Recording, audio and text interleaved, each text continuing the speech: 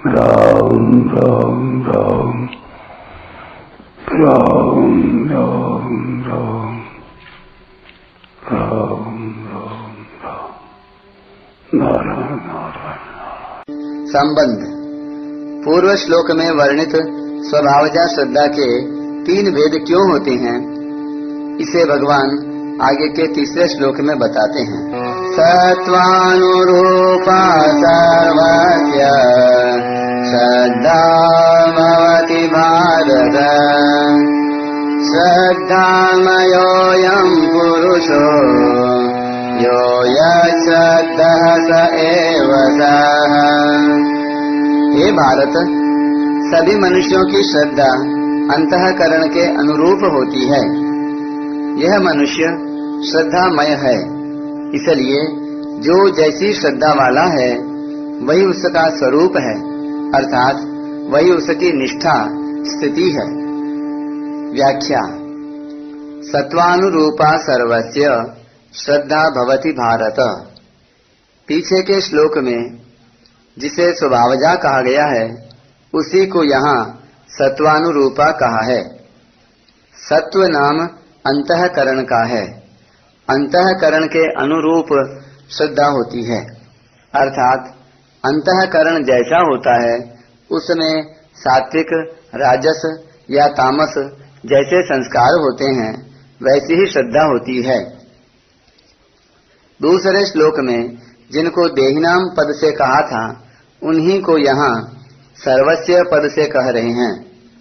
सर्वस्य पद का तात्पर्य है कि जो शास्त्र विधि को न जानते हों और देवता आदि का पूजन करते हों उनकी ही नहीं, प्रत्युत जो शास्त्र विधि को जानते हों या न जानते हों, मानते हों या न मानते हों, अनुष्ठान करते हों या न करते हों, किसी जाति के, किसी वर्ण के, किसी आश्रम के, किसी संप्रदाय के, किसी देश के कोई व्यक्ति कैसे ही क्यों न हो, उन सभी की स्वाभाविक श्रद्धा 3 प्रकार की होती है।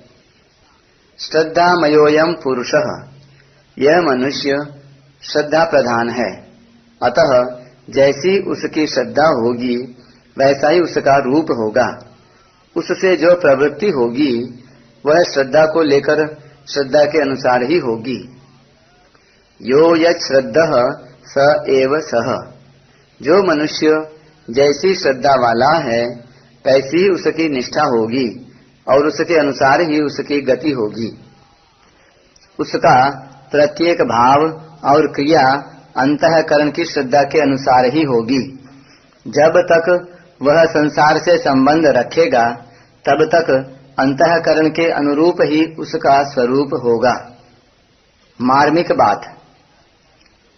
मनुष्य की सांसारिक प्रवृत्ति संसार के पदार्थों को सच्चा मानने, देखने, सुनने और भोगने से होती है, तथा पारमार्थिक प्रवृत्ति परमात्मा में श्रद्धा करने से होती है, जिसे हम अपने अनुभव से नहीं जानते पर पूर्व के स्वाभाविक संस्कारों से, शास्त्रों से, संत महात्माओं से सुनकर पूज्य भाव सहित विश्वास कर लेते हैं।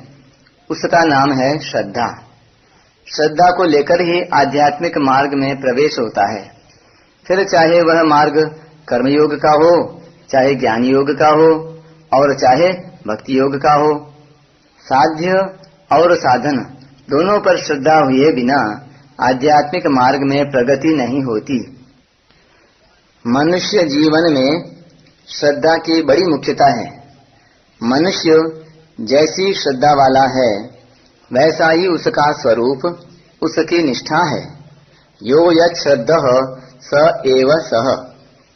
वह आज वैसा न दिखे तो भी क्या, पर समय पाकर वह वैसा बन ही जाएगा। आजकल साधक के लिए अपनी स्वाभाविक श्रद्धा को पहचानना बड़ा मुश्किल हो गया है, कारण कि अनेक मत मतांतर हो गए हैं। कोई ज्ञान की प्रधानता कहता है, कोई भक्ति की प्रधानता कहता है, कोई योग की प्रधानता कहता है। ऐसे तरह तरह के सिद्धांत पढ़ने और सुनने से मनुष्य पर उनका असर पड़ता है, जिससे वह किन कर्तव्य विमूढ़ हो जाता है कि मैं क्या करूं। मेरा वास्तविक ध्येय लक्ष्य क्या है, मेरे को किधर चलना चाहिए। ऐसी दशा में उसे गहरी रीति से अपने भीतर के भावों पर विचार करना चाहिए कि संग से बनी हुई रुचि, शास्त्र से बनी हुई रुचि, किसी के सिखाने से बनी हुई रुचि, गुरु के बताने से बनी हुई रुचि, ऐसी जो अनेक रुचियां हैं, उन सबके मूल में स्वतः उद्बुद्ध होने वाली अपनी स्वाभाविक रुचि क्या है। मूल में सबकी स्वाभाविक रुचि यह होती है कि मैं संपूर्ण दुखों से छूट जाऊं और मुझे सदा के लिए महान सुख मिल जाए। ऐसी रुचि हरेक प्राणी के भीतर रहती है। मनुष्यों में तो यह रुचि कुछ जागृत रहती है।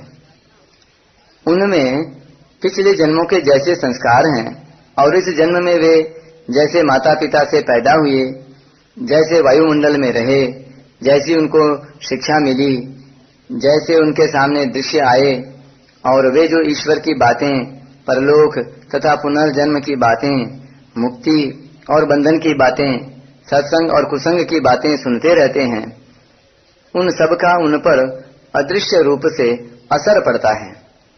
उस असर से उनकी एक धारणा बनती है। उनकी सात्विकी, राजसी या तामसी जैसी प्रकृति होती है, उसी के अनुसार वे उस धारणा को पकड़ते हैं और उस धारणा के अनुसार ही उनकी रुचि, श्रद्धा बनती है। इसमें सात्विकी श्रद्धा परमात्मा की तरफ लगाने वाली होती है और राजसी तामसी श्रद्धा संसार की तरफ।